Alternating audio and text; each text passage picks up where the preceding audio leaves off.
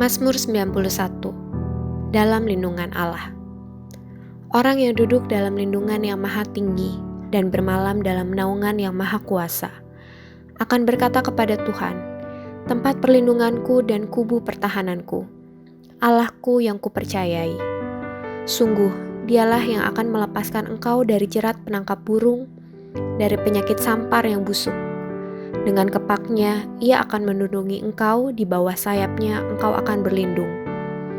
Kesetiaannya ialah perisai dan pagar tembok.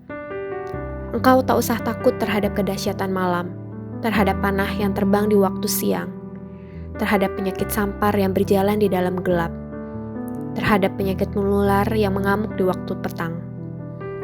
Walau 1.000 orang rebah di sisimu dan 10.000 di sebelah kananmu, tetapi itu tidak akan menimpamu. Engkau hanya menontonnya dengan matamu sendiri dan melihat pembalasan terhadap orang-orang fasik. Sebab Tuhan ialah tempat perlindunganmu, yang maha tinggi telah kau buat tempat perteduhanmu. Malapetaka tidak akan menimpa kamu, dan tulah tidak akan mendekat kepada kemahmu. Sebab malaikat-malaikatnya akan diperintahkannya kepadamu untuk menjaga engkau di segala jalanmu. Mereka akan menatang engkau di atas tangannya, supaya kakimu jangan terantuk kepada batu. Singa dan ular tedung akan kau langkahi. Engkau akan menginjak anak singa dan ular naga. Sungguh hatinya melekat kepadaku, maka aku akan meluputkannya. Aku akan membentenginya sebab ia mengenal namaku. Bila ia berseru kepadaku, aku akan menjawab. Aku akan menyertai dia dalam kesesakan. Aku akan meluputkannya dan memuliakannya. Dengan panjang umur akan kukenyangkan dia, dan akan kuperlihatkan kepadanya keselamatan daripadaku. Shalom saudara yang dikasihi Tuhan, mari sama-sama kita perkatakan apa yang dimaksud dengan Pentakosta ketiga. Pentakosta ketiga adalah pencurahan Roh Kudus yang dahsyat di zaman now melebihi yang terjadi di Azusa Street. Pentakosta ketiga akan mengakibatkan penuaian jiwa yang terbesar dan terakhir sebelum Tuhan Yesus datang kembali. Pentakosta ketiga akan membangkitkan generasi Yeremia, yaitu anak-anak muda yang dipenuhi Roh Kudus, cinta mati-matian kepada Tuhan Yesus, tidak kompromi terhadap dosa, dan akan bergerak untuk memenangkan jiwa. Pentakosta ketiga lahir di Indonesia yang bergerak ke bangsa-bangsa. Gerakan ini dari timur ke barat dan akan kembali ke Yerusalem. Pentakosta ketiga akan memberikan kuasa untuk menyelesaikan amanat agung, dan setelah itu Tuhan Yesus datang kembali.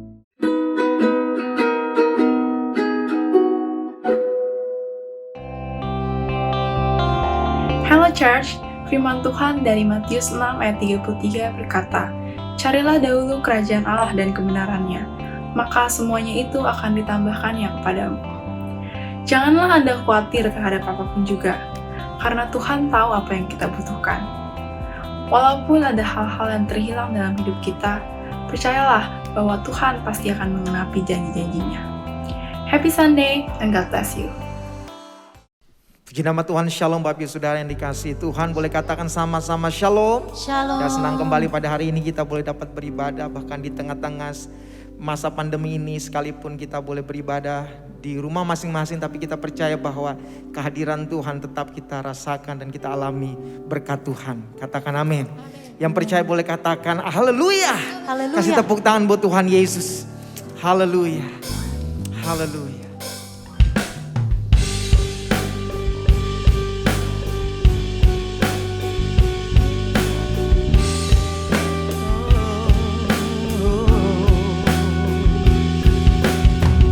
Kami datang dengan kerinduan.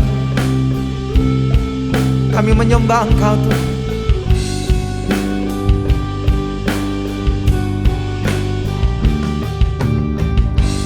Ku menyembah dalam kudus hadirat-Mu. Hampiri tata kasih karunia-Mu Bapa.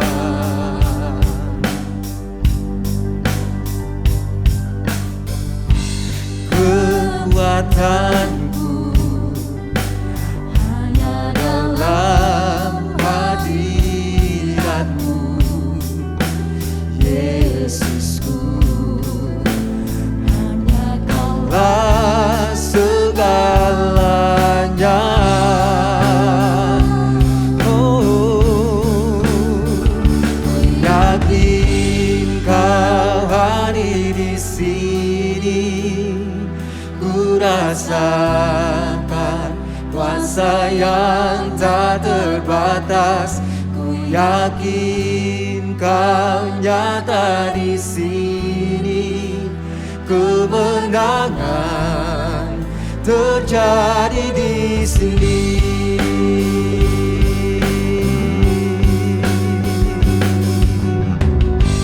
Ku menyembah dalam kudus hadirat-Mu.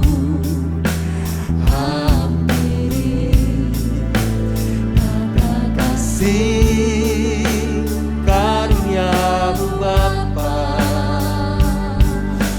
Oh, kekuatanku hanya dalam hadirat-Mu, Yesusku. Hanya Kaulah segalanya. Oh, yakin Kau hadir di sini. Ku rasakan kuasa yang tak terbatas. Ku yakin Kau nyata di sini. Kemenangan terjadi di sini. Ku yakin Kau hadir di sini. Ku rasakan kuasa yang tak terbatas. Ku yakin Kau nyata di sini. Kemenangan terjadi di sini.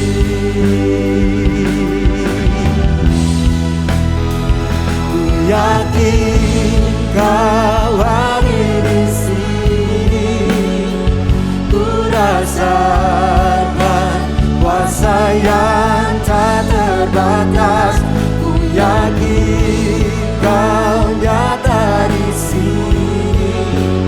Kemenangan terjadi di sini. Kemenangan, kemenangan terjadi di sini. Kemenangan, kemenangan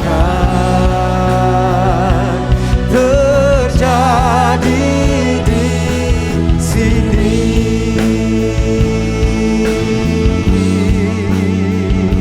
Oh, kami percaya hadirat-Mu memenuhi, melawat setiap kami. Ya Tuhan, kami bersyukur buat anugerah-Mu. Ya Tuhan, senang hati kami bersyukur memuliakan Engkau, Yesus Tuhan. Haleluya,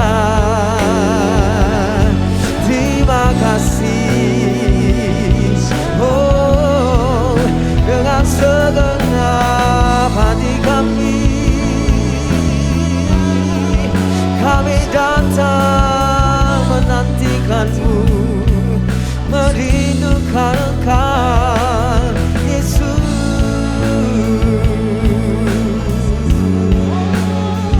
Haleluya.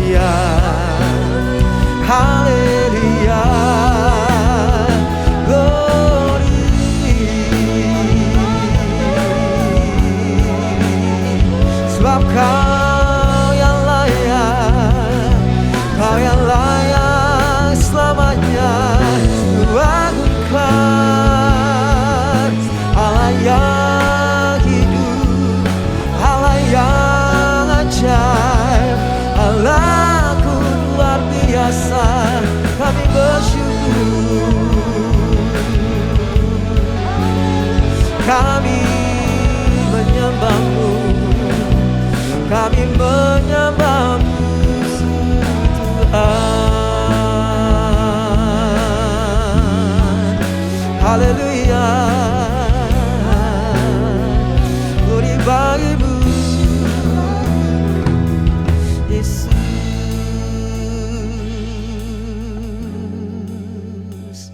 Kehadiran-Mu di hidup kami itu yang kami rindukan. Keberadaan-Mu terus menyertai kami, untuk kami boleh dapat melewati hari-hari hidup kami. Sebab tanpa kekuatan dan penyertaan-Mu, kami tidak bisa dapat berbuat apa-apa. Kami tahu hari ini hidup kami adalah bukti anugerah Tuhan. Yang kami nyatakan sekalipun kami melewati setiap badai persoalan pergumulan di hidup kami, satu hal yang kami yakini dan kami percayai, bahwa Engkau adalah Tuhan yang setia. Engkau Tuhan yang ajaib di hidup kami. Engkau Tuhan yang luar biasa. Dan kami mau mengakui Tuhan, Engkau saja yang layak untuk kami tinggikan dengan segenap hidup kami. Terima kasih Bapa, terima kasih. Dan hanya di dalam nama Tuhan Yesus kami berdoa. Yang percaya sama-sama katakan amin. Kasih tepuk tangan buat Tuhan Yesus. Tepuk tangannya bisa jauh luar biasa buat Tuhan Yesus. Katakan haleluya. Ya, firman Tuhan berkata bahwa sukacita Tuhan adalah kekuatan kita. Seberapa banyak saudara yang hari-hari ini memang memerlukan sukacita Tuhan di hidup kita, dan itu menjadikan kekuatan buat kita. Katakan amin. Kasih tepuk tangan dong buat Tuhan Yesus. Haleluya.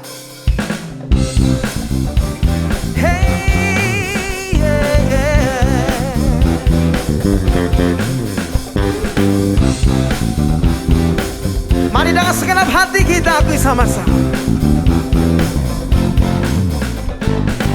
Angkatlah suaramu, puji dan serukan nama Yesus. Tanggalkan bebanmu, tak perlu khawatir, sebab Dia sanggup.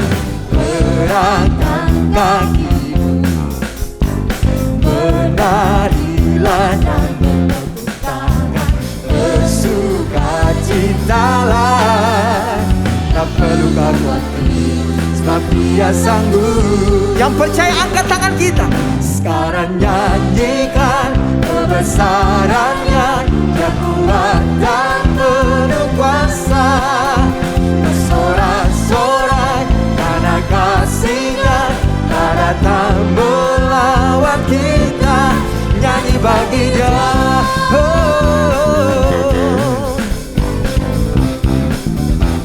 Angkat suara, angkatlah suara, mari puji nama Yesus. Ayo tanggalkan, tanggalkan. Katakan kiri kanan, tak perlu kau khawatir, Dia yang sanggup. Gerakan kakimu, menarilah dan bertepuk tangan, bersukacitalah, tak perlu khawatir, sebab Dia sanggup. Sekarang nyanyikan kebesarannya, Dia kuat dan penuh kuasa. Bersorak-sorai karena kasih-Nya, tak datang melawan kita. Nyanyi bagi Dia. Sekarang nyanyikan kebesarannya, Dia kuat dan penuh kuasa. Bersorak-sorai karena kasih-Nya, tak datang melawan kita. Nyanyi bagi Dia. Sekarang nyanyikan kebesarannya, Dia kuat dan penuh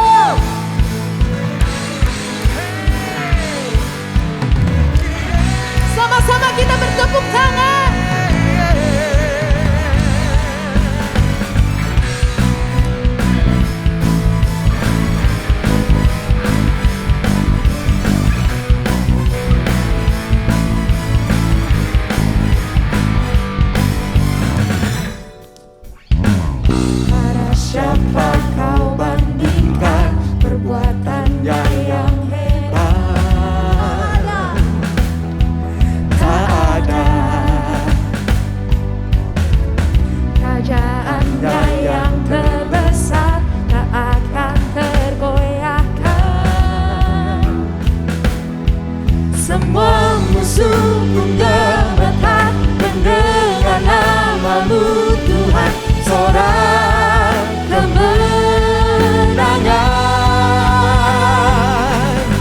Sungguh tak tertandingi, tak ada yang setara denganmu. Hanya Yesus Tuhanlah yang terhebat, jauh melebihi dari penguasa di dunia. Kerajaanmu kekal.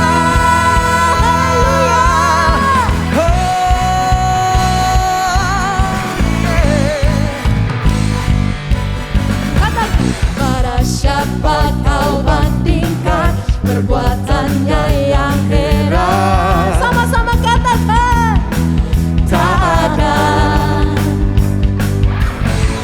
Kerajaannya yang terbesar tak akan tergoyahkan. Semua musuh gemetar mendengar nama-Mu Tuhan, sorak kemenangan. Sama-sama katakan, sungguh tak tertandingi, tak ada yang setara denganmu. Hanya Yesus Tuhanlah yang terhebat, jauh melebihi dari penguasa di dunia. Kerajaanmu kekal. Sungguh tak tertandingi, tak ada yang setara denganmu. Hanya Yesus Tuhanlah yang terhebat, jauh melebihi dari penguasa di dunia. Kerajaanmu kekal. Haleluya. Kerajaanmu kekal selama-lamanya. Amin. Amin. Woo.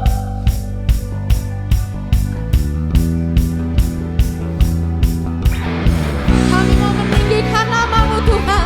Kami mau mengagungkan nama-Mu. Ya Karena Engkau Tuhan. Allah yang dahsyat. Amin. Engkau Allah yang mulia. Amin. Kami mau bersorak-sorai bagi-Mu Tuhan. Woo.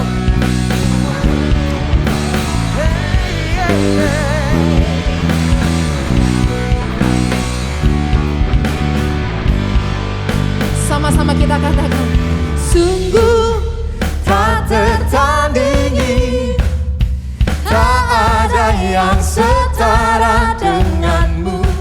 Hanya Yesus Tuhanlah yang terhebat, jauh melebihi dari penguasa di dunia. Kerajaanmu kekal. Sungguh tak tertandingi, tak ada yang setara denganmu. Hanya Yesus Tuhanlah yang terhebat, jauh melebihi dari penguasa di dunia. Kerajaanmu kekal. Haleluya.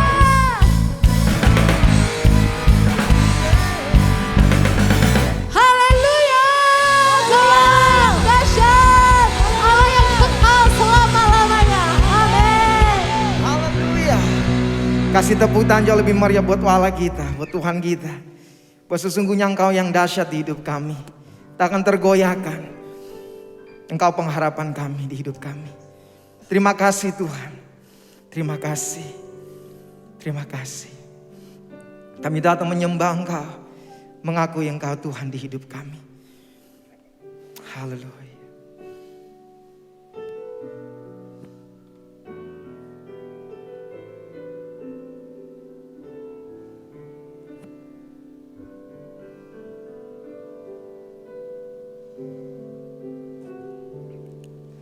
Bapakku datang tu menyembah, ku nyatakan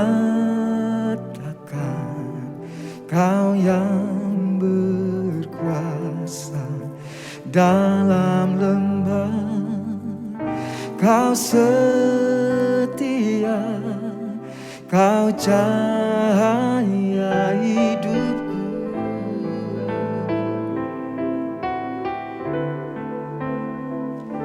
Kau kuatkan aku bertahan, Kau harapan dalam kesesakan. Kau buktikan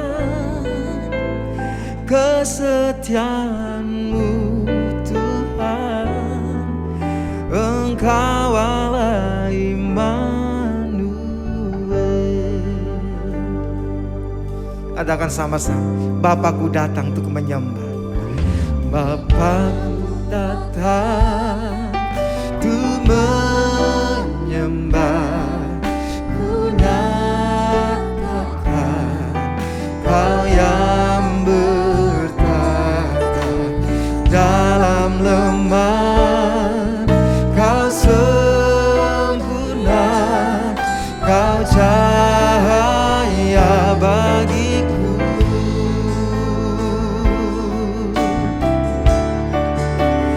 Kau kuatkan aku bertahan, Kau harapan dalam kesesakan. Kau buktikan kesetiaan-Mu Tuhan, Engkau Allah Immanuel. Kau kuatkan aku bertahan, Kau harapan dalam kesesakan. Kau buktikan kesetiaan-Mu Tuhan, Engkau Allah Immanuel.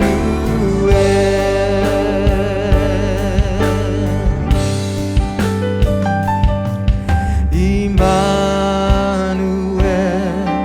Immanuel, Engkau besertaku. Immanuel, Immanuel, Engkau Allah besertaku. Immanuel, Immanuel, Immanuel, Engkau besertaku. Immanuel, Immanuel, Engkau Allah besertaku.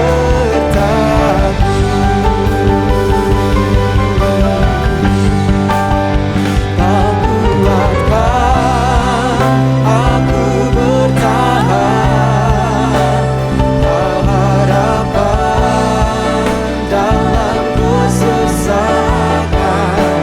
Kau buktikan kesetiaan-Mu Tuhan, Engkau Allah Immanuel. Kau kuatkan aku bertahan, Kau harapan dalam kesesakan. Kau buktikan kesetiaan-Mu Tuhan, Engkau Allah Immanuel. Kau kuatkan aku bertahan, Kau harapan dalam kesesakan. Kau buktikan kesetiaan-Mu Tuhan, Engkau Allah Immanuel. Katakan, Kau kuatkan, Kau kuatkan aku bertahan. Kau harapan dalam kesesakan, kau buktikan kesetiaan-Mu Tuhan. Engkau Allah Immanuel, Engkau Allah Immanuel, Engkau Allah Immanuel. Mari sembah, haleluya. Mari sembah Tuhan, mari angkat kedua tangan kita bersama-sama. Haleluya. Oh, Kau Allah pengharapan kami, Kau satu-satunya yang kami perlukan di hidup kami. Ya Tuhan, penolong yang setia bagi kami.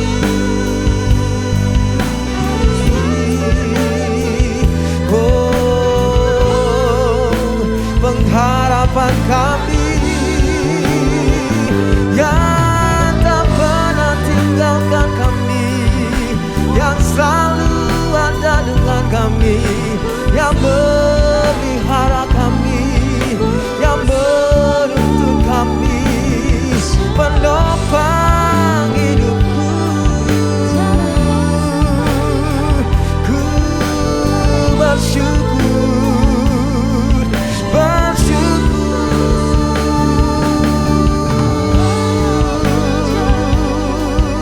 Oh, haleluya, haleluya. Allah kekuatan kami,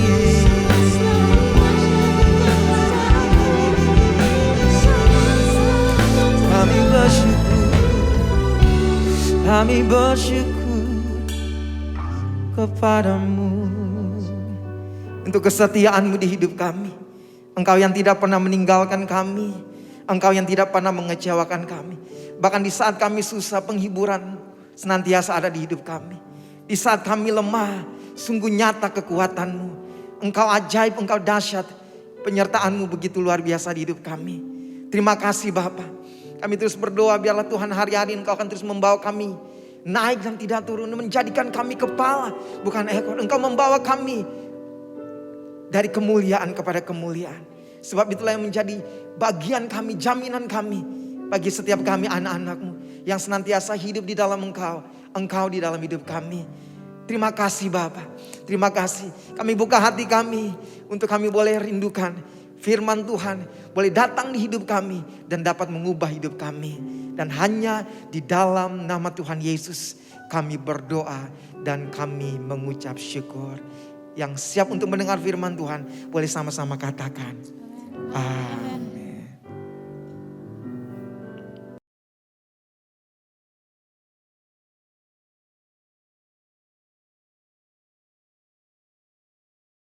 Shalom semuanya. Tema edisi Voice of Pentecost hari ini adalah berjalan di dalam roh, belajar dari Filipus. Kita akan melihat contoh dan ciri-ciri orang yang hidup di dalam roh dari kehidupan Filipus yang mengalami pertumbuhan rohani oleh karena ketaatan dan kesetiaannya dalam mengikuti firman serta tuntunan Roh Kudus. Ciri pertama orang yang hidup di dalam roh adalah mereka penuh dengan hikmat. Filipus adalah salah seorang diaken yang diangkat untuk pelayanan meja. Salah satu syarat yang dibutuhkan untuk posisi tersebut adalah kepenuhan Roh Kudus, yang artinya Filipus hidup dalam kepenuhan roh pada saat itu. Hal ini penting bagi orang percaya karena orang yang dipenuhi Roh Kudus akan menjadi orang yang efektif di dalam pelayanan sesuai dengan kebutuhan yang ada. Ketika hikmat diperlukan, maka Roh Kudus akan mengaruniakan. Ketika keberanian diperlukan, hal itu pun akan disediakan. Ketika kuasa kesembuhan atau mengusir roh jahat diperlukan, maka kuasa itu juga akan dinyatakan. Ketika kita penuh dengan hikmat, Roh Kudus akan menuntun dan membimbing kita sehingga apapun yang kita perbuat akan dibuatnya berhasil dan sesuai dengan rencananya. Ciri kedua orang yang hidup di dalam roh adalah mereka memberitakan Injil dengan kuasa. Setelah Stefanus dirajam oleh orang-orang di Yerusalem, aniaya yang lebih luas mulai terjadi di kalangan murid-murid Tuhan Yesus. Dan banyak dari mereka yang melarikan diri keluar Yerusalem, termasuk Filipus. Kisah Para Rasul 8 ayat 5 menceritakan bagaimana Filipus pergi ke suatu kota di Samaria untuk memberitakan Injil di sana.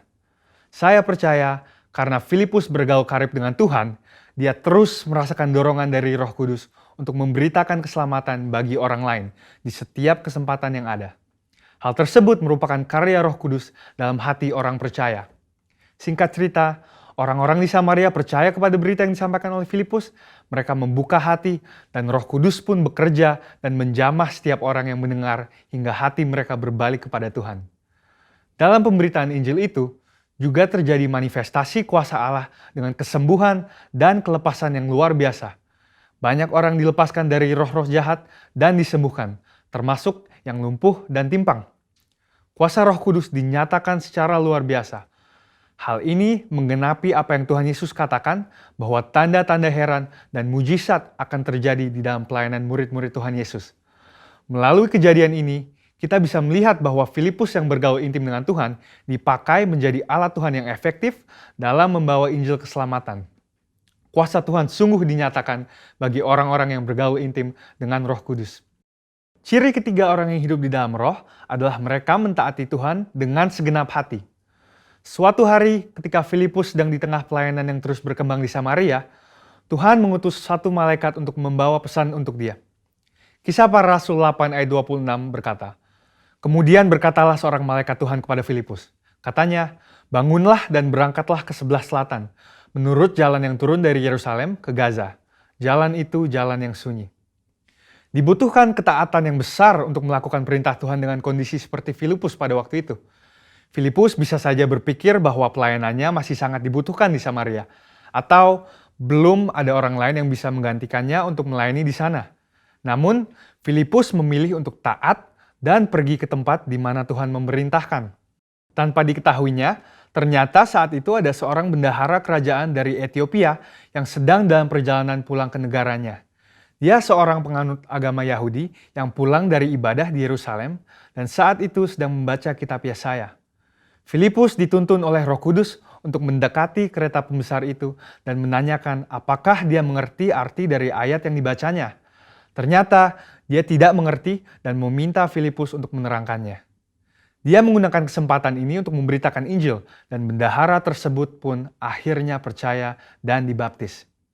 Ini adalah contoh bahwa seringkali Roh Kudus akan mendorong kita untuk melakukan hal-hal yang mungkin tidak bisa kita mengerti. Dan dalam situasi seperti ini yang dibutuhkan dari kita hanyalah ketaatan. Dan pada waktunya Tuhanlah yang akan menyatakan rencananya kepada kita, seperti dalam contoh kehidupan Filipus. Ciri keempat orang yang hidup di dalam roh adalah mereka membimbing keluarganya di dalam Tuhan. Bertahun-tahun kemudian, Rasul Paulus pergi untuk mengunjungi Filipus yang saat itu tinggal di Kaisaria. Kisah Para Rasul 21 ayat 8-9 menyebutkan bahwa dia mempunyai 4 anak yang mempunyai karunia untuk bernubuat. Mungkinkah kehidupan rohani dari anak-anak Filipus yang demikian timbul dari hubungan yang jauh dari Roh Kudus? Hal itu tidak mungkin. Anak-anak Filipus hidup intim dengan Tuhan dan mereka bertumbuh dalam kerohanian yang luar biasa. Mereka bertumbuh dalam aspek-aspek kerohanian yang lain seperti mengasihi Tuhan, hidup dalam kekudusan, dan pelayanan bagi gereja Tuhan dari bimbingan ayahnya yang hidup bergaul dengan Tuhan. Kesimpulannya adalah bahwa iman kita tidak akan berkembang dengan sehat jika kita tidak mengandalkan firman Tuhan dan Roh Kudus. Sebab kehidupan yang intim dengan Tuhan harus dibangun secara intensional dan harus disertai dengan disiplin rohani dan hati yang lembut sehingga orang lain pun bisa merasakan dampak dari kuasa Roh Kudus melalui kehidupan kita. Saudara, untuk penjelasan lebih lengkapnya dari tim teologi kami, jangan lupa buka link yang ada di atas atau scan QR Code yang tersedia. Salam integritas, Tuhan Yesus memberkati.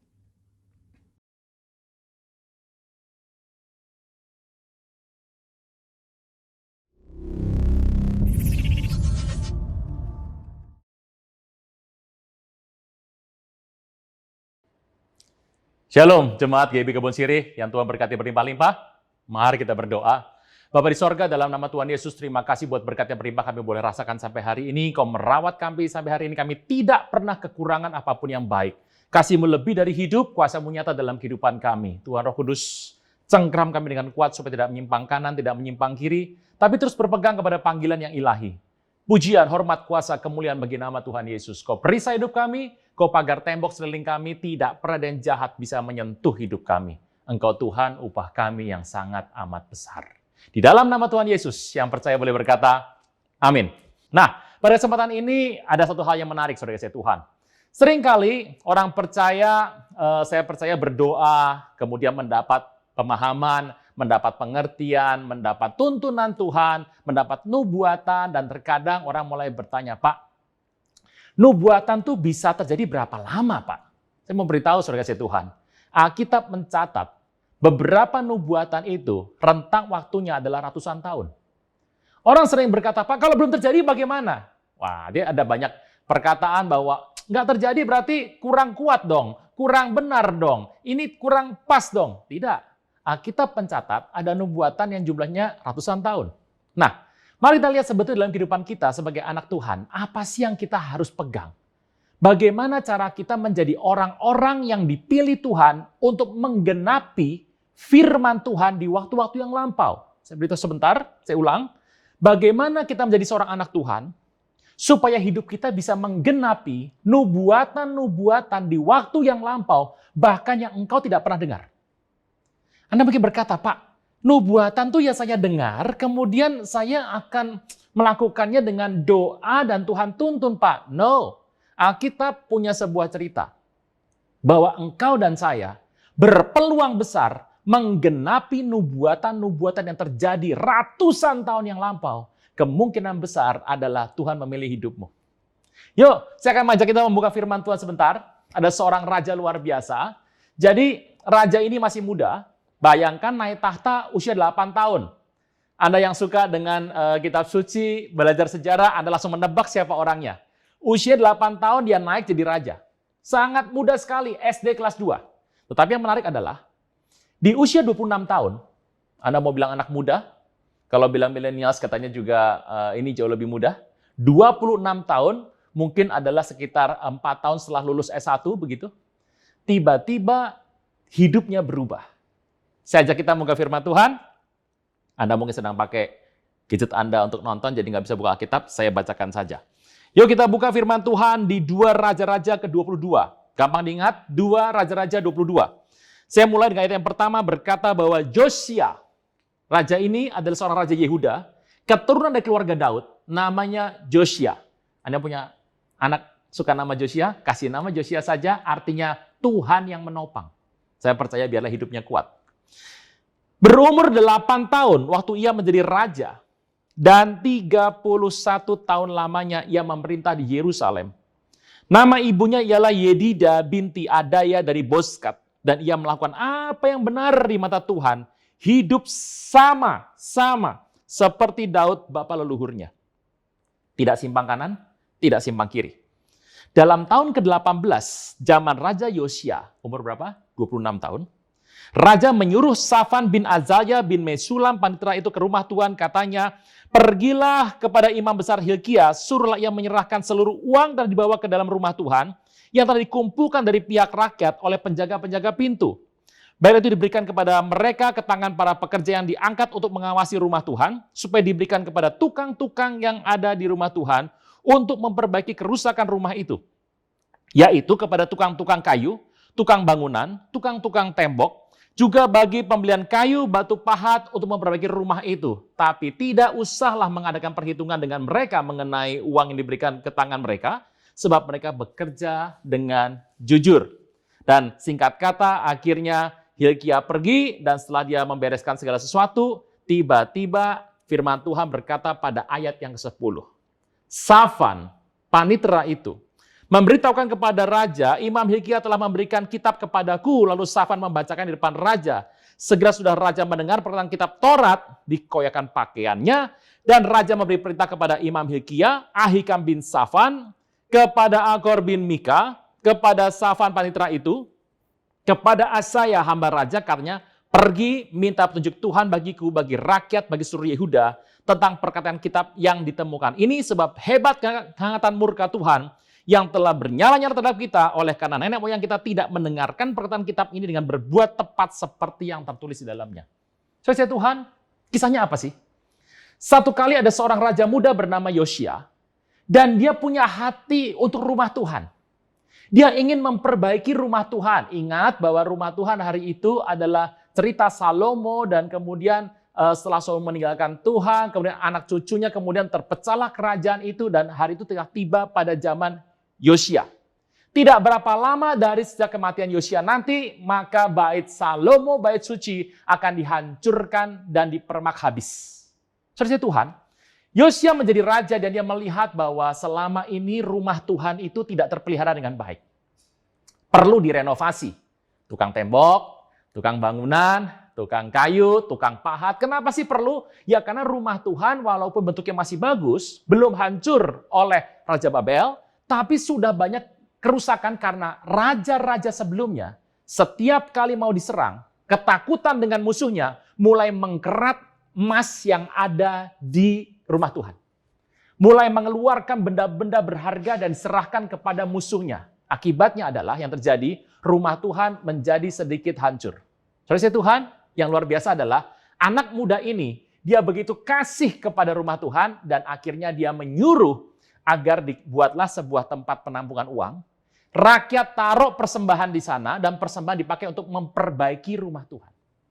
Dia mencari tukang-tukang yang sangat jujur, sehingga setelah itu diberikan kepada tukang-tukang yang memperbaiki tanpa ada perhitungan. Karena apa? Bekerjanya jujur. Saudara Tuhan, apa yang terjadi? Pada saat imam sedang membereskan rumah Tuhan seperti itu, tiba-tiba sebuah perkara besar terjadi. Ditemukan sebuah kitab Torah. Dan waktu dibaca oleh raja bersama dengan semua penggawa-penggawanya, dibacakan ke dalam telinga dia, dia terkejut luar biasa. Kenapa? Dikatakan di sana, apabila ada umat Tuhan yang tidak merayakan kebaikan Tuhan melalui hari raya yang ada pada zaman Musa, ada sekitar 7 hari raya di sana, maka akan ada tulah besar. Dia kaget sekali kenapa selama ini bangsa ini nggak pernah maju. Kenapa bangsanya nggak pernah dekat sama Tuhan. Kenapa nggak pernah ada sebuah kedamaian di sana? Salah satu adalah karena urusan Tuhan dilalaikan. Saudara Tuhan, hati-hati. Saya nggak tahu bagaimana hidup Anda hari ini, tapi kerusakan-kerusakan terjadi. Salah satunya, kalau saya bilang justru yang prominent, adalah karena urusan Tuhan itu dianggap sepele. Saudara Tuhan, yang menarik adalah Yosia kaget dan kemudian dia mencari seorang nabiah itu, untuk menceritakan bagaimana pesan Tuhan terkait dengan masalah ini. Anda bisa membaca kisahnya. Di Tawari ada, di kitab Raja-Raja ada. Apa yang terjadi? Tuhan berfirman melalui seorang nabiah dengan mengatakan bahwa kehangatan murka Tuhan sudah berapi-api karena ayah dari Yosia dan kakek dari Yosia adalah penyembah berhala yang membuat hati Tuhan betul-betul murka. Apa yang terjadi? Ini yang dibuat oleh anak itu. Saudara Tuhan, teruskan. Kisah ini menarik sekali. 2 Raja-Raja 23. Judulnya bagus sekali, pembaharuan yang dilakukan oleh Yosia. Sesudah itu raja menyuruh orang mengumpulkan semua tua-tua Yehuda Yerusalem. Pergi raja ke rumah Tuhan bersama dia semua orang Yehuda, penduduk Yerusalem, para imam, nabi, orang awam, dari kecil sampai besar. Seluruhnya diajak. Dan kita berkata dengan didengar mereka, ia membacakan segala perkataan dari kitab perjanjian yang ditemukan di rumah Tuhan. Yosia membacakan itu dan luar biasa. Dikatakan di sana tidak boleh menyembah berhala, mezbahnya harus ada di Yerusalem, tidak boleh ada di kota lain, harus percaya kepada Tuhan, imam-imam harus dari Lewi, mempersembahkan korban harus jelas, tidak boleh mengorbankan anak, mengorbankan yang lain, harus seorang imam Lewi yang ada di Yerusalem, mempersembahkan di mezbah yang Tuhan tunjuk pada hari tertentu yang Tuhan tunjuk, termasuk yang utama adalah Paskah. Yosia kaget dan mendengar ini semua. Apa yang dia buat? Alkitab menulis dengan jelas. Saya bacakan. 2 Raja-Raja 23 ayat yang ke-22. Ayat 21 juga 22, ayat 21 dulu. Raja memberi perintah pada seluruh bangsa, rayakan Paskah bagi Tuhan Allahmu seperti yang tertulis dalam kitab perjanjian ini, sebab tidak pernah lagi dirayakan Paskah seperti itu sejak zaman para hakim memerintah atas Israel dan sepanjang zaman Raja Israel dan Raja-Raja Yehuda. Anda bisa bayangkan, pada zaman para hakim memerintah, Samuel termasuk hakim. Saul, raja. Daud juga raja. Salomo juga raja. Alkitab menulis, Paskah yang Musa tulis di kitab Torah yang menjadi perjanjian bagi umat Tuhan tidak pernah dibuat pada zaman hakim-hakim. Jadi berhenti pada zaman setelah Yosua, pada awal hakim-hakim, setelah itu mulai. Hakim-hakim dimulai dari Otnya, berikutnya, tidak pernah ada Paskah bagi Tuhan lagi. Apa yang terjadi, saudara-saudara Tuhan? Peristiwa ini menggetarkan hati luar biasa. Yosia bangkit. Apa yang dia buat? Saya akan rangkumkan dengan cepat. Semua pilar, tugu, penyembahan berhala dihancurkan total, diremukkan luar biasa, sampai jadi tumbuk, jadi halus. Artinya apa? Supaya orang tidak bisa menemukan kerikil-kerikilnya. Mungkin pada zaman itu, Bapak Ibu bisa melihat, pada zaman sekarang orang juga suka souvenir, Bapak Ibu. Kalau pergi tanah perjanjian, suka ngambil batu, suka ngambil patahan, suka mengambil daun, mengambil tanah. Kenapa sih? Ya sama, karena orang berpikir dengan cara begitu, iman lebih dekat. Oh tidak. Yosia menyuruh supaya pilar, mezbah kepada berhala, kepada dewa matahari, kepada dewa bulan, kepada dewa-dewa yang pernah ada, semuanya dihancurkan, ditumbuk sampai halus, dan tidak bisa dipakai lagi. Kenapa? Supaya orang Israel tidak mengambil jadi souvenir. Banyak orang suka souvenir, Bapak Ibu.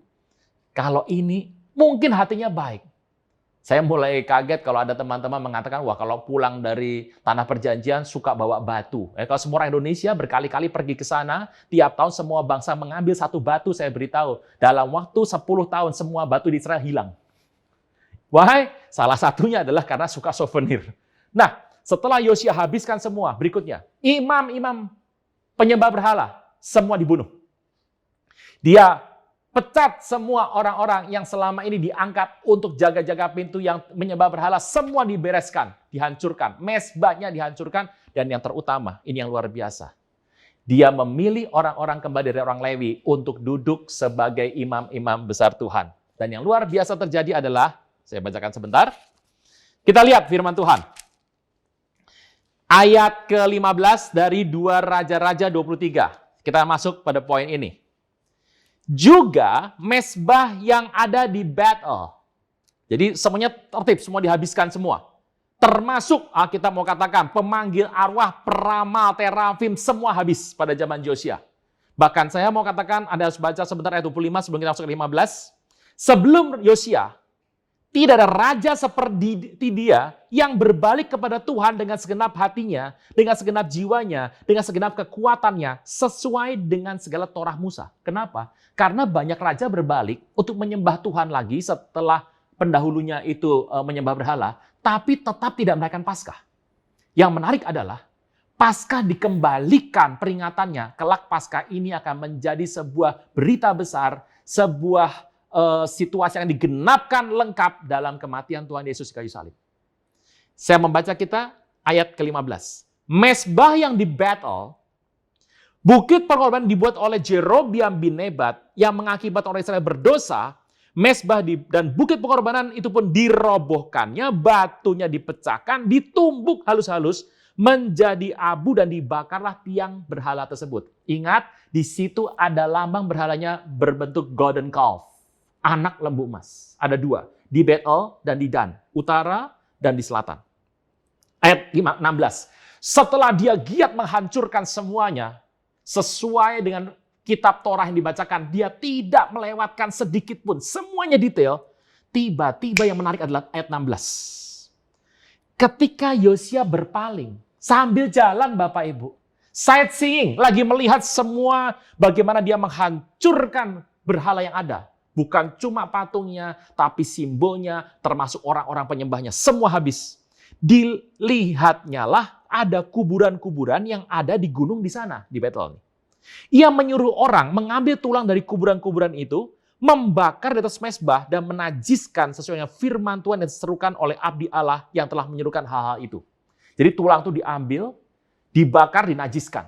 Kenapa? Karena tulang itu juga dianggap keramat loh. Kok Bapak tahu dari mana? Baca ayat berikutnya, ayat 17. Waktu dia melihat kuburan itu diambil, ada banyak kuburan. Tiba-tiba matanya tertuju kepada ada satu kuburan. Dia berkata, apa tanda keramat yang kulihat ini? Kok dari semua kuburan para penyembah berhala ini kok ada satu yang ada tanda keramatnya? Apa arti keramat? Dianggap berbeda dan dianggap lebih. Orang di kota menjawab dia.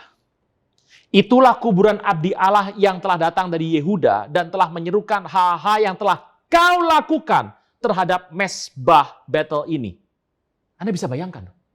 Jadi itu kuburan dari abdi Allah yang pernah bernubuat dulu sekali tentang apa yang kau lakukan. Berarti waktu Yosia melakukan itu dia belum sadar loh. Dia belum ngerti nubuatannya loh. Dia nggak ngerti konsepnya loh. Dia cuma melakukan apa yang Tuhan mau. Tiba-tiba secara tidak sadar orang-orang berkata, abdi Allah itu sudah pernah menubuatkan akan ada seorang dari keluarga Daud nanti melakukan ini. Apa kata Yosia ayat ke-18? Biarkan itu. Jangan ada orang menjamah tulang-tulangnya. Jadi mereka tidak mengganggu tulang-tulangnya dan tulang-tulang nabi yang telah datang dari Samaria. Di kuburan itu ada 2 tulang 2 orang. Nabi dari Samaria dan nabi dari Yehuda. Ada nabi tua Samaria, ada nabi muda dari Yehuda. Kalau Anda pengen mengerti, ini cerita apa Pak? Yuk kita mundur. Tidak panjang di Alkitab Anda dari 2 Raja-Raja 22-23 mundur ke 1 Raja-Raja ke-12. Cuma 10 pasal. Bapak Ibu, 10 pasal itu adalah 300 tahun lebih. 10 pasal itu 300 tahun lebih. Bapak Ibu, Anda tahu 300 tahun. Indonesia konon dijajah Belanda 3,5 abad. Akibatnya apa? Pola pikirnya, bahasanya, saya ketemu dengan banyak orang-orang yang senior, kalau ketemu langsung antara mereka ngomongnya Belanda. Bapak bisa bahasa Belanda? Saya tidak bisa pasti bahasa Belanda. Dengar sedikit-sedikit, karena di rumah saya, orang tua saya kalau ngobrol sama saudaranya, ada Belandanya keluar. Saya tahu sedikit lah, tapi kalau ngobrol, saya tidak terlalu ngerti. Terus ya Tuhan, bahasa lidah saya lebih fasih dari itu. Saudara Tuhan, berikutnya. Alkitab berkata dengan jelas, seperti apa kisah 300 tahun sebelumnya? 300 tahun sebelumnya, saya bacakan. Alkitab berkata dengan luar biasa, mari kita lihat 1 Raja-Raja 13. Sedang Jerobeam berdiri atas mezbah sambil membakar korban, atas perintah Tuhan datanglah seorang abdi Allah dari Yehuda ke Betel. Atas perintah Tuhan berserulah orang itu terhadap mezbah itu katanya, hai mezbah, beginilah firman Tuhan bahwasanya seorang anak akan lahir daripada keluarga Daud, Yosia namanya. Bisa bayangkan Bapak Ibu? Ia akan menyembelih di atasmu imam-imam bukit pengorbanan yang membakar korban di atasmu, tulang-tulang manusia akan dibakar di atasmu. Pada waktu itu ia memberitakan suatu tanda ajaib katanya, inilah tanda ajaib bahwa Tuhan telah berfirman bahwasanya mezbah akan pecah sehingga tercurah abu di atasnya. Demi Raja Jerobeam mendengar perkataan abdi Allah yang serukan terhadap mezbah di Betel itu, ia menurunkan tangan dari atas mezbah dan berkata, tangkap dia. Tetapi tangan diulurkan itu menjadi kejang dan tidak bisa menarik kembali, tangannya menjadi kaku. Mezbah itu pun pecah, abunya di atasnya tercurah sesuai dengan tanda ajaib yang diberitahukan abdi Allah atas perintah Tuhan. Lalu berbicara raja dengan berkata pada abdi Allah itu, mohon belas kasihan Tuhan Allahmu, berdoa untukku supaya tanganku dapat kembali. Dan abdi Allah itu mohonkan belas kasihan Tuhan, maka tangan raja menjadi kembali dan menjadi seperti semula. Bapak Ibu, Anda tahu kisahnya? Raja Jerobeam dikasih Tuhan 10 suku Israel. Lewi milik Tuhan, Yehuda kembali kepada Daud. Tapi Yerobeam setelah dia dipilih Tuhan, dia mulai goyang percayanya. Dia berpikir, kalau orang Israel tiap tahun pergi ke Yerusalem untuk melakukan sebuah pengorbanan atau hari raya, maka jangan-jangan hati mereka nanti akan condong kepada Rehabeam. Padahal Tuhan sudah kasih kaplingnya kepada Jerobeam. Banyak orang kalau sudah dikasih kapling sama Tuhan dan dia tidak pede. Makanya Bapak Ibu hati-hati dengan minder untuk melakukan perintah Tuhan. Kalau engkau sudah ditunjuk oleh Tuhan dan engkau mulai ragu dan minder, saya beritahu kehancuran akan mulai terjadi. Jerobeam menjadi takut, nanti kekuasaannya akan beralih. Dia mulai merancangkan untuk satu, membuat sesembahan yang persis di Yerusalem, dia pasang di Betel dan Dan. Dia bikin lembu emas, dia meniru persis seperti sesembahan yang dibuat oleh Imam Harun bersama dengan orang Israel pada saat Musa naik ke gunung Sinai. Yang ketiga, dia menunjuk dirinya sendiri untuk masuk mempersembahkan korban, padahal dia tidak boleh masuk. Dia tunjuk imam-imam yang bukan dari Lewi. Yang terakhir, apa yang terjadi? Dia tunjuk satu tanggal 15 bulan ke-8. Sebuah tanggal baru yang Tuhan tidak pernah berikan. Dia bikin sebuah perayaan yang baru. Hari itu ada seorang abdi Allah datang dan berkata, satu hari nanti. Anda tahu Bapak Ibu, 300 tahun. Akan ada seorang anak laki-laki dari keluarga Daud, namanya Yosia. Dan di atas mezbah yang kau buat ini, Yerobeam, akan dibunuh semua imam-imam, nabi-nabi, sesembahan akan mati atas mezbah ini. Dan mezbah ini akan dihancurkan sama sekali. Mezbah ada 3 zaman itu Bapak Ibu. Di Yerusalem ada, di Betel ada, di Dan ada. Tapi orang Israel jauh lebih suka untuk pergi ke Betel dan Dan dan menjadikan itu sebagai penyembahan berhala. Saya Tuhan, apa yang Anda bisa dapat? Apa yang kita bisa dapatkan hari ini? Apa yang saya bisa sampaikan hari ini? 1. Yosia tidak pernah tahu cerita ini. Dia tidak pernah tahu ada kuburan keramat di sana. Dia tidak pernah tahu peristiwa ini. Dia cuma tahu di Betel ada sebuah penyembahan dan ini sudah turun-temurun kultur, turun-temurun budaya yang ada. Satu yang menarik dari hatinya adalah waktu dia membaca kitab Torah, dia bertindak tepat seperti apa yang kitab katakan. Tidak menyimpang kanan, tidak menyimpang kiri. Dan hari itu dia masuk ke Betel untuk menghancurkan mezbah itu sama sekali. Dan tiba-tiba tanpa dia sadari, dia sedang menggenapkan nubuatan. Saudara Tuhan, saya berikan tips sedikit dari firman Tuhan tadi. Banyak orang suka mencari tanda. Banyak orang mencari banyak hal di kanan dan kiri. Tidak salah, karena memang saya percaya menjelang waktu akhir ini ada banyak tanda diberikan. Bahkan Alkitab berkata ada tanda-tanda di langit, tanda di bumi. Tapi satu hal yang kita lupa. Alkitab mengajar kita, engkau dan saya pegang firman Tuhan dan berhati-hati melangkah. Tepat, tidak kurang, tidak lebih, persis. Dan waktu engkau melakukan itu dengan tepat, tidak kurang, tidak lebih, seperti yang Tuhan mau, secara tidak sadar sebetulnya engkau sedang menggenapi sebuah nubuatan yang ada mungkin berabad-abad yang lalu.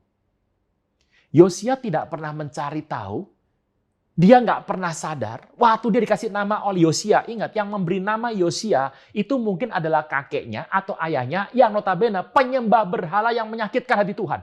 Manasye dan Amon itu betul-betul bahkan bayangkan, Raja Yehuda namanya Amon.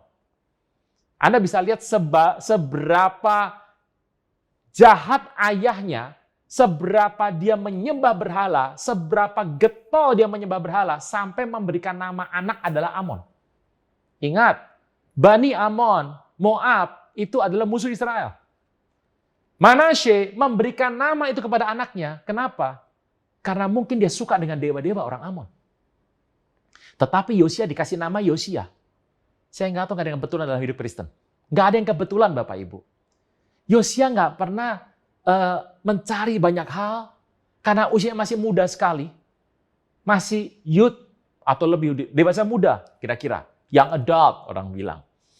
Dia hanya membaca, dia tidak mencari banyak hal, dia tidak mencari hal-hal yang lebih tinggi daripada apa yang dia patut dipikirkan. Dia cuma melihat, membaca, dan dia taat. Kadang-kadang sesimpel itulah hidup kita untuk menggenapi firman Tuhan. Baca Alkitab, lakukan dengan taat. Sesimpel itu. Tapi kadang-kadang kita suka menambahkan sedikit. Kalau tidak pakai gimmick begini, tidak pakai teknik begini, tidak pakai cara begini, kurang afdol, akibatnya apa? Justru kita nggak pernah bertemu dengan apa yang Tuhan mau. Yosia nggak pernah ngerti yang namanya nabi tua Samaria. Dia nggak pernah belajar nabi muda dari Yehuda. Dia nggak pernah belajar kisah-kisah yang lain, karena ingat, selama hidupnya dia diajar untuk takluk atas budaya yang dibangun oleh Jerobeam bin Nebat. Raja-raja dari zaman Hizkia ada perubahan, tapi setelah itu hancur kembali. Tetapi Yosia tidak meminta pendapat yang lain, dia hanya takut kepada Tuhan. Dan waktu dia membaca firman Tuhan, dia terkejut. Dan dia berkata, hangat marah Tuhan, sungguh dahsyat. Dia tidak berpikir lama, dia ajak semua imam, orang awam dari Yerusalem, semua orang Israel, besar kecil orang awam, semua imam dia ajak bertemu dan mendengarkan sama-sama mengenai kisah yang ada di kitab Torah. Apa yang terjadi? Dia lakukan dengan cepat, semua dibuang ke Gehinom tempat untuk menajiskan hari itu. Dari sana keluar kata Gehana, yang artinya neraka, Bapak Ibu, dalam kisah ini. Dia lakukan dengan jelas dan Alkitab mengatakan, Paskah yang sudah tertutup. Anda bisa bayangkan, ratusan tahun tertutup dari zaman Musa terakhir, Yosua terakhir, hakim-hakim awal, setelah itu tidak pernah ada Paskah lagi. Anda bisa bayangkan, anak muda ini, 26 tahun usianya, arti namanya Tuhan menopang. Dia berbalik kepada Tuhan.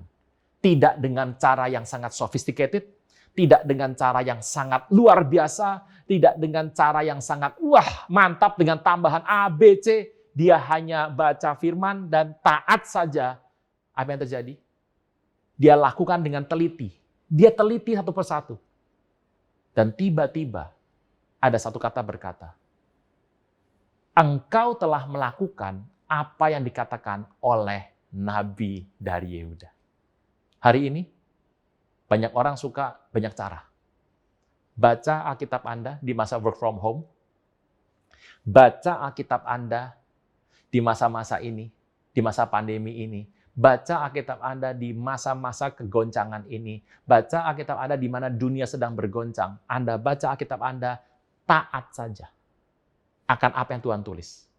Jangan seperti Jerobeam yang menambahkan sesuatu, pola pikirnya sendiri. Dia hanya membaca saja, dia taat. Dia tidak melihat kiri kanan, dia hanya taat. Dan satu hari, tiba-tiba dia menggenapi firman Tuhan. Nubuatan 3 abad digenapi pada diri satu orang. Dan janji Tuhan atas hidupnya luar biasa. Anda boleh memilih Bapak Ibu, ada di pihak mana Anda berada hari ini. Dan saya berdoa, tetap percaya firman Tuhan dalam segala situasi. Tidak simpang kanan, tidak simpang kiri. Siapa tahu, di hari ini, di waktu ini, engkau adalah the next Yosia. Siapa tahu, di hari ini, engkau ada orang yang menggenapi nubuatan ratusan tahun yang mungkin tercecer belum digenapi. Siapa tahu, Tuhan memilih engkaulah orangnya. Kita berdoa. Bapa di sorga, dalam nama Tuhan Yesus, dalam firman yang singkat ini, biarlah kuat kuasa Roh Kudus mencengkram setiap kami. Karena kami diajar untuk berjalan seperti yang Tuhan mau, tidak menyimpang kanan, tidak menyimpang kiri, hanya taat saja dengan simple, dengan hati yang sederhana di hadapan Tuhan, untuk taat mengerti firman Tuhan, dengan tidak mencari banyak hal dalam kehidupan ini, tapi hanya fokus kepada Tuhan. Dan kami tahu, Tuhan telah menetapkan dalam hidup ini orang-orang yang Tuhan mau pilih. Berkati berlimpah-limpah umat-Mu, dan biarlah kami jadi orang-orang pelari terakhir di waktu estafet, tongkat estafet ini. Karena kami tahu Tuhan datang segera. Dan kami adalah orang yang menggenapi. Angkatan generasi yang menggenapi setiap keinginan hati Tuhan dalam masa-masa ini. Terima kasih Tuhan Yesus, berkat-Mu berlimpah senantiasa atas setiap umat yang mendengar rekaman, mendengarkan ibadah ini, atau rerunning ke depan nanti. Kami percaya kuat kuasa Roh Kudus berbicara dalam hidup kami. Terpujilah nama Tuhan, kekal selama-lamanya. Di dalam nama Tuhan Yesus, yang percaya boleh berkata, amin. Shalom.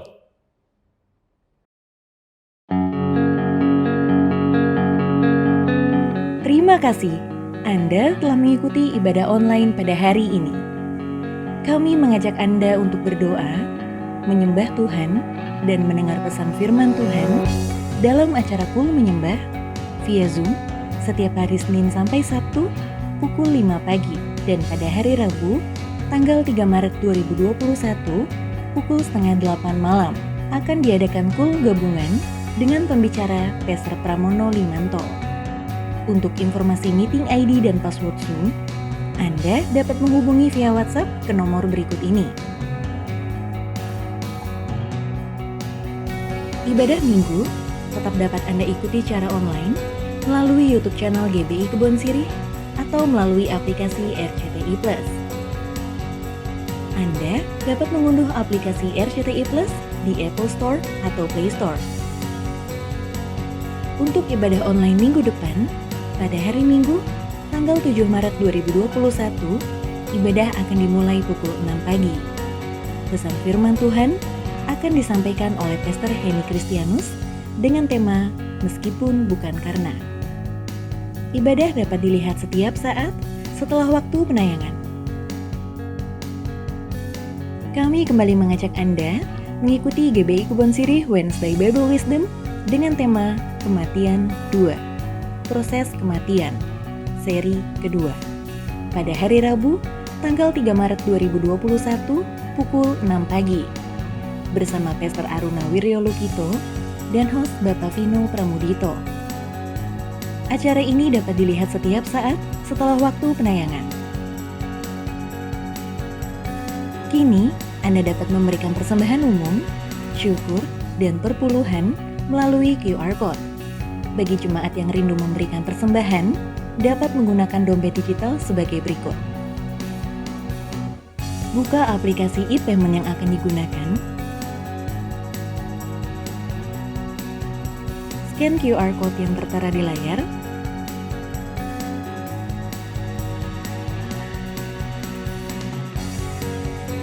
Masukkan nominal yang diinginkan.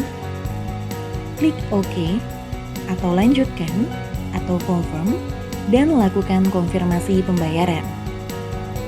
Selamat! Anda telah berhasil melakukan proses transfer via QR Code. Persembahan melalui QR Code tidak dipungut biaya apapun. Persembahan umum, perpuluhan, diakonia, dan bantuan COVID-19 dapat Anda transfer ke nomor rekening berikut ini.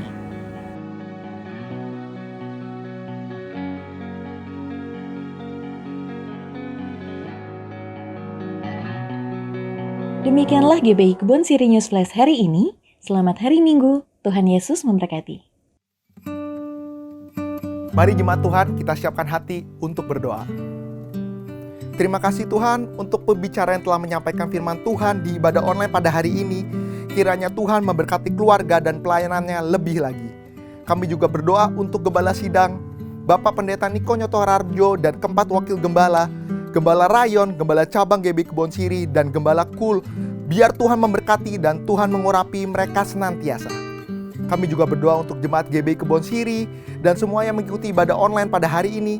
Kiranya Tuhan Yesus memberikan hikmat dalam segala usaha dan pekerjaan di tengah masa-masa pandemi COVID-19 ini.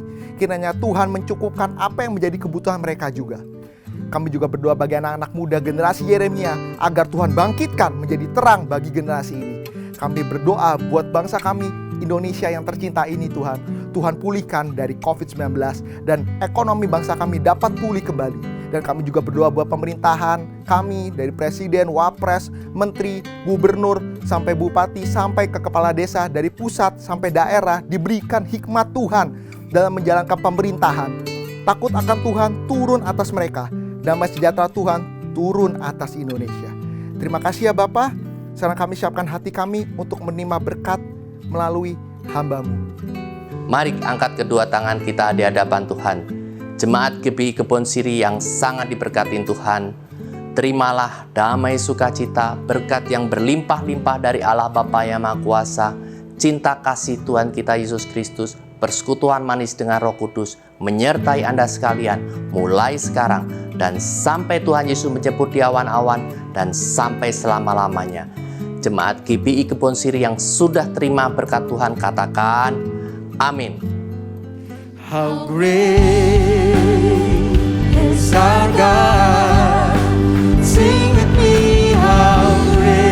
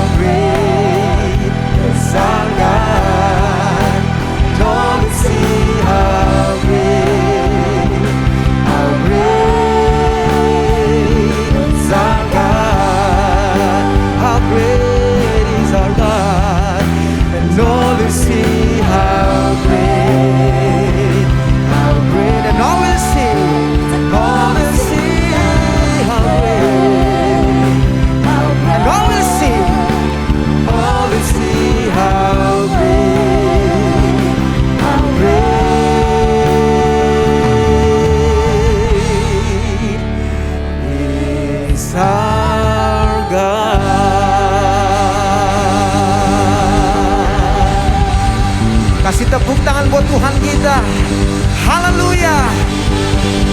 Puji nama Tuhan. Tuhan Yesus memberkati kita semuanya.